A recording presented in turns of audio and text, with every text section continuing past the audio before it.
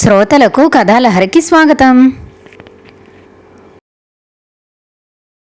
ఒక రాజు తీసుకున్న తప్పుడు నిర్ణయం ఎంత పెద్ద ప్రమాదాన్ని తెచ్చిందో తెలుసా? ఈరోజు ఆ కథ ఏంటో తెలుసుకుందామా?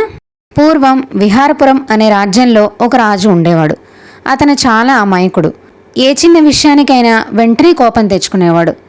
ఆ రాజ్యానికి ఒక తెలివైన మంత్రి ఉండేవాడు.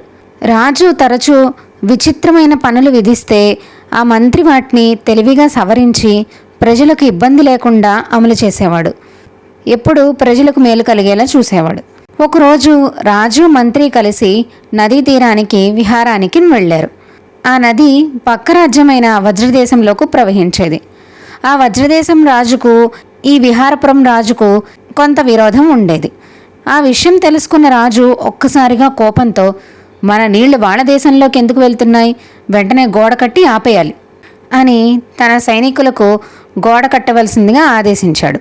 మంత్రి ఇది ప్రమాదకరమని తెలిసినా రాజు మాటను కాదనలేక నిశ్శబ్దంగా ఆ ఆజ్ఞను అమలు చేశాడు. గోడ కట్టగానే సమస్యలు మొదలయ్యాయి. నదీ ప్రవాహం ఆగిపోవడంతో నీరు వెనక్కి తిరిగి రాజ్యంలోని గ్రామాలను ముంచెత్తేసింది. ప్రజల ప్రాణాలు కాపాడుకునేందుకు పరుగులు తీశారు. మంత్రి ముందుగానే ఈ ప్రమాదాన్ని ఊహించాడు. అందుకే ఒక తెలివైన పథకం వేసుకున్నాడు. మరుసటి రోజు తెల్లవారుజామున సూర్యుడు ఉదయించక ముందే రాజభవనంలో 6 గంటలు కొట్టమని ఆదేశించాడు. ఆ శబ్దం విని రాజు లేచాడు. కానీ బయటంతా చీకటిగానే కనిపించింది. అతను ఆశ్చర్యపోయి మంత్రిని పిలిపించాడు. మంత్రి మాత్రం ఏమీ ఎరగనివాడిలాగా గంభీరంగా మహారాజు దగ్గరికి వచ్చాడు. మహారాజా, మనం వాళ్ళ దేశానికి నీళ్లు ఆపేశాం కాబట్టి వాళ్ళు మన దేశానికి కూడా సూర్యుడిని రాకుండా ఆపేశారు. ఇక మనం ఎప్పటికీ చీకట్లోనే ఉండాలని చెప్పాడు. అది విన్న రాజు భయపడిపోయి వెంటనే ఆజ్ఞ ఇచ్చాడు.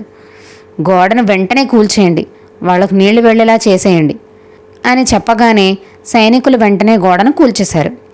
అంతలో కొద్దిసేపటికే సూర్యోదయమైంది. వెలుతురు ఆ రాజ్యమంతటా వ్యాపించింది. మంత్రి చిరునవ్వుతో, చూసారా మహారాజా, మనం నీళ్లు వదిలిన వెంటనే వాళ్ళు మన సూర్యుడిని ఎలా పంపించారో? అలా సూర్యుడిని చూసిన వెర్రిరాజు అదే నిజమని నమ్మాడు. ఈ కథలో మీరే రాజు స్థానంలో ఉంటే ఏం చేసేవారో కామెంట్ సెక్షన్లో తెలియజేయండి. హలో, ఈ కథ మీకు నచ్చింది కదా? ఇలాంటి బోలెడు కథలు వినాలంటే కథాలహరి ఛానల్ని సబ్స్క్రైబ్ చేసుకోండి. మీ ఫ్రెండ్స్కి కూడా షేర్ చేయండి. ఈ రోజుకి కథతో ముగిద్దాం. తిరిగి ఇంకొక కథతో కలుద్దాం.